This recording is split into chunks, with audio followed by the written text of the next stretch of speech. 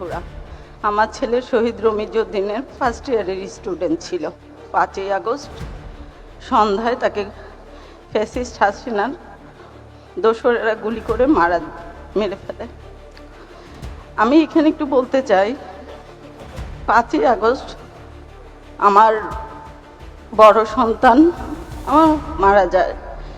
একটা মার জন্য এই শোকটা যে কতটুকু কঠিন সেটা শুধু একটা মাই বোঝে।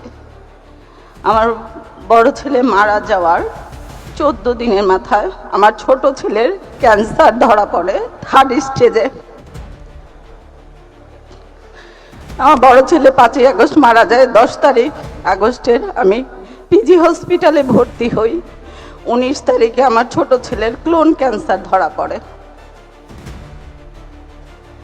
একটা 13 বছরের বাচ্চার 3rd স্টেজের ক্যান্সার, তার লাইফে আর কি চাওয়া পাওয়া থাকতে পারে? তার বড় ভাইয়ের মৃত্যু 14 দিন আগে। ইভেন আমার বড় ছেলে মারা যাওয়ার 7 মাস 13 দিনের মাথায় আমার হাজব্যান্ড ব্রেন স্ট্রোক করে মারা যায়।